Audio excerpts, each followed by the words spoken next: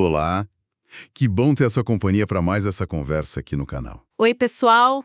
Prontos para mais uma? Antes da gente mergulhar fundo hoje, aquele lembrete rápido, né? Se curtiu o papo, deixa o like, se inscreve, ativa o sininho, tudo aquilo, para não perder nada. Isso aí.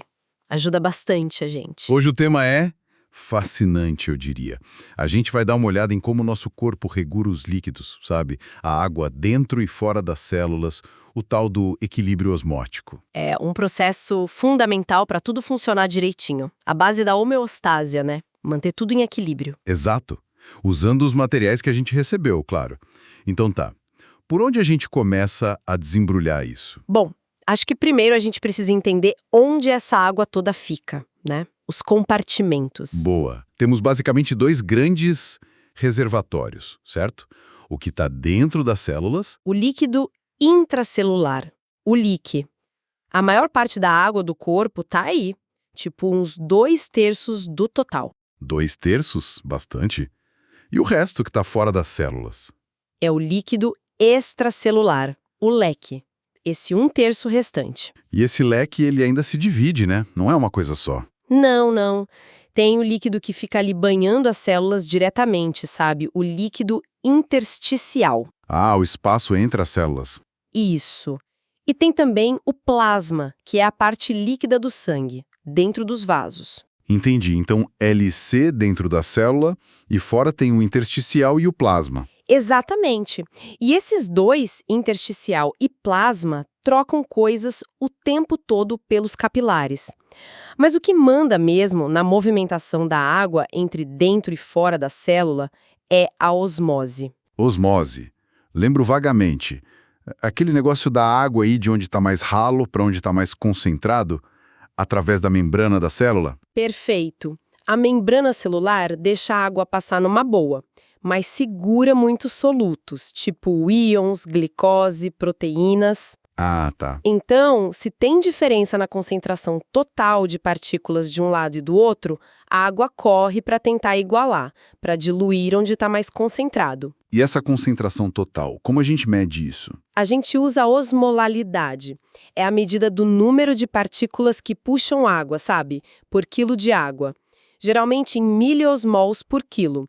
MOSM-Kg. Ah, entendi. E o ponto crucial é que conta o número de partículas, não o tamanho ou a carga. Um íon sódio pequenininho puxa água igual uma molécula de glicose, bem maior, se tiverem na mesma quantidade, né? Faz sentido. E tem um valor normal para essa osmolalidade no corpo? Tem sim, e é incrivelmente estável. Tanto o líquido quanto o LC ficam ali bem juntinhos por volta de 280 a 295 miliosmols por quilo. Isso é o tal do equilíbrio osmótico. Equilíbrio osmótico. Quer dizer que a concentração dentro e fora da célula é praticamente a mesma o tempo todo. Exato. Como a água passa tão fácil pela membrana, qualquer diferenciazinha de concentração faz a água se mover quase que instantaneamente para corrigir. É tão rápido que a gente considera que estão sempre em equilíbrio. Entendi. A força que faria a água se mover, se a gente impedisse, seria a pressão osmótica, então. Isso mesmo. É a pressão necessária para parar a osmose. Legal. Então, se por acaso a concentração muda de um lado, a água corre para compensar e isso mexe com o volume da célula, né? Exatamente. Se o leque, o lado de fora, fica mais concentrado... A água sai da célula para diluir lá fora. E a célula murcha. Perfeito. E se o leque fica mais diluído que dentro da célula, mais hipotônico? Aí a água entra na célula para equilibrar e ela incha. Isso. E aí que entra a classificação das soluções que a gente usa, tipo, no hospital. Isotônica, hipotônica, hipertônica. Ah, sim. Sempre comparando com o normal da célula, né? Com esses 280, 295 miliosmols quilograma. Exato. Uma solução isotônica, tipo o soro fisiológico 0,9%. O soro normal. Isso, tem a mesma osmolaridade. Se você coloca no leque, ele aumenta o volume do leque, mas não mexe muito com a concentração. Então a água não entra nem sai da célula de forma significativa. O volume da célula fica na boa. Tá. E a hipotônica? Tipo água pura ou um soro mais diluído? Essa tem menos soluto, menor osmolaridade. Quando entra no leque, dilui ele. Aí o leque fica menos concentrado que a célula. E a água entra na célula, faz ela inchar. Exato. E a hipertônica? Uma solução bem salgada, tipo NaCl a 3%. Essa tem mais soluto, mais concentrada. Entra no leque, deixa ele mais concentrado que a célula, e aí a água sai da célula para tentar diluir o leque. A célula murcha. Precisamente. É como pensar numa uva passa na água, ela incha. Ou uma uva fresca no sal, ela murcha. Boa analogia. E o que é interessante, que os materiais mostram bem, é como isso afeta tudo, né? Se eu coloco uma solução no leque, tipo na veia... Isso, ela mexe primeiro no volume e na osmolaridade do leque. Mas como o equilíbrio osmótico tem que ser mantido... A água se redistribui na hora entre leque e leak. Exatamente. Então, mexer no leque acaba mexendo no volume e na osmolaridade do leak também. Se eu dou solução hipertônica, o leque fica mais concentrado, puxa a água do leak, a célula murcha. No final tem um leque maior, um leak menor e os dois mais concentráveis que o normal. Entendi o efeito cascata. E aquela solução de glicose 5%? Ela é muito usada. É isotônica? Ah, esse é um caso clássico interessante. Na bolsa, ela é quase isotônica, sim. Tem uma osmolaridade parecida com a do plasma. Então não mexe com a célula? Aí que tá a pegadinha. Assim que entra no corpo, as células pegam essa glicose rapidinho para usar como energia. Metabolizam ela. Isso. E uma vez dentro da célula ou metabolizada, ela some do leque. Não conta mais para a osmolaridade fora da célula. O resultado final é que a água que veio junto com a glicose age como se fosse água livre. Ah, então na prática ela dilui o corpo? Age como hipotônica? Exatamente. O efeito final é fornecer água livre, que vai se distribuir entre leque e leak, diluindo ambos. Por isso tem que ter cuidado com a velocidade de infusão para não inchar as células rápido demais. Caramba, que interessante. Faz todo sentido. E outras soluções com nutrientes, tipo aminoácidos, gorduras, também entram nessa conta da osmolaridade, imagino? Com certeza, tudo que a gente infunde e que tem partículas osmoticamente ativas vai influenciar esse equilíbrio. É matemática pura na prática clínica. O que já puxa o gancho para, digamos, para as complicações, né? Quando esse equilíbrio desanda, falando de hiponatremia e hipernatremia. Os distúrbios do sódio. O sódio é o principal íon que determina a osmolaridade do leque, então mexer com ele é mexer com todo esse equilíbrio de água. E pode ser bem perigoso. Começando pela hipo, então. Hiponatremia, sódio baixo no sangue, né? Abaixo de uns 135 miliquívalos do litro, mais ou menos. Isso, basicamente, acontece de duas formas. Ou o corpo perde muito sal, NaCl, ou ele ganha ou retém muita água em relação ao sal. Perder sal como? Diarreia, vômito. Isso, diarreia, vômito intenso, alguns diuréticos que fazem perder sal na urina, ou umas doenças hormonais, tipo a doença de Addison, que dificulta reter sódio. E ganhar água demais. Beber água sem parar pode ser por ingestão exagerada de líquidos sem soluto, sim, ou, mais comum em hospital, por problemas hormonais que fazem o rim segurar muita água, como a CADH, a secreção inapropriada de hormônio antidiurético. O ADH fica alto e segura a água mesmo sem precisar. Entendi. E a consequência direta disso para o nosso equilíbrio? Pouco sódio no leque. Significa que o leque fica menos concentrado, fica hipotônico em relação à célula. Exatamente. Aí a água, pela osmose, vai do leque menos concentrado para dentro da célula mais concentrada. Para tentar igualar. Resultado: célula inchada. Isso. E o grande problema é quando isso acontece no cérebro. Porque o cérebro tá ali fechado no crânio, né? Não tem para onde inchar. É o edema cerebral. É a complicação mais temida. Começa com dor de cabeça, náusea, confusão, pode ir para convulsão, coma e, em casos graves e rápidos, pode até matar por herniação. A velocidade com que o sódio cai faz muita diferença. Nossa, assustador. E o contrário? Hipernatremia. Sódio alto acima de uns 145 miliequivalentes por litro. A lógica é inversa. Ou o corpo perdeu mais água do que sal, ou ganhou sal demais. Perder água.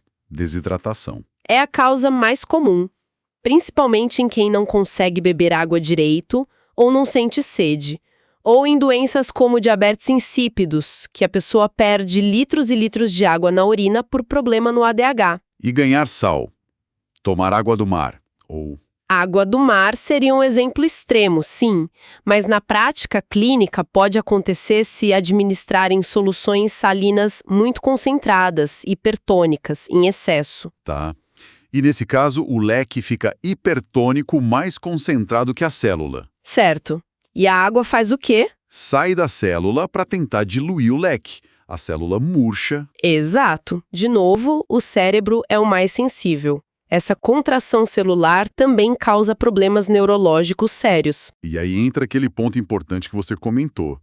A correção desses problemas tem que ser lenta, né? Não pode dar um monte de sódio ou um monte de água de uma vez. Fundamental. Corrigir a hiponatremia muito rápido, por exemplo, pode causar uma lesão cerebral gravíssima, a desmirinização osmótica. O cérebro se adapta à falta de sódio, e se a gente sobe o sódio de fora muito bruscamente, é um choque para a célula. Entendi.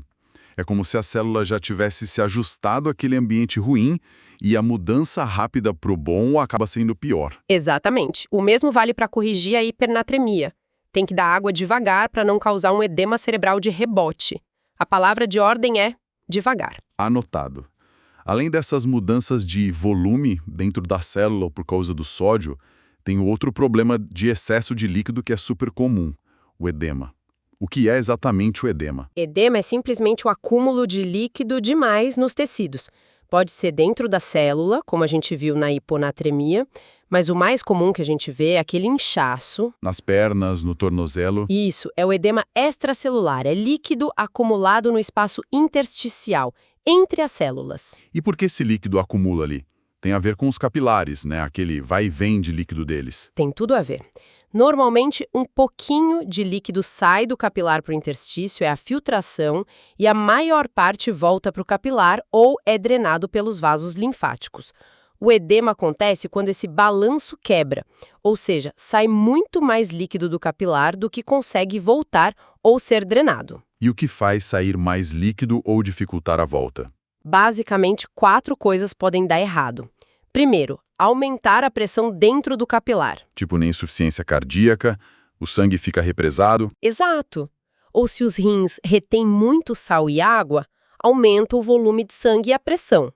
Segundo, diminuir as proteínas no sangue, principalmente a albumina. Ah, as proteínas seguram a água dentro do vaso, né? Isso, é a pressão oncótica.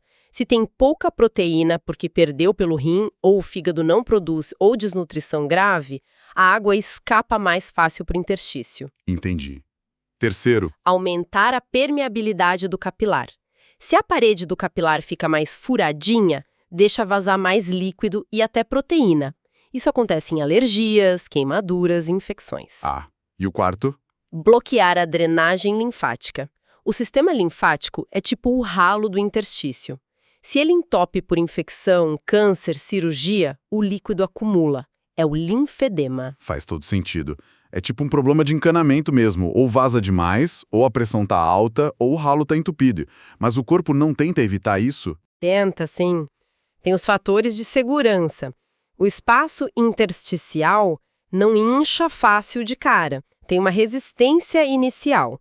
E o fluxo linfático pode aumentar muito, tipo de 10 a 50 vezes, para tentar dar conta do recado. Uau! E esse fluxo maior também ajuda a lavar as proteínas que vazaram, o que diminui o vazamento. O edema só aparece mesmo quando esses mecanismos são vencidos. Entendido. Para fechar o ciclo, os materiais falam dos espaços potenciais. Que espaços são esses? São lugares onde duas membranas ficam bem juntinhas, com quase nada entre elas, só uma camadinha de líquido para lubrificar. Pensa no espaço entre o pulmão e a caixa torácica, pleura. Ah, sim. Ao redor do coração, pericárdio, na barriga, peritônio, ou dentro das juntas sinóvia. Normalmente, quase não tem líquido ali. E como funciona o líquido ali? Do mesmo jeito que no interstício normal.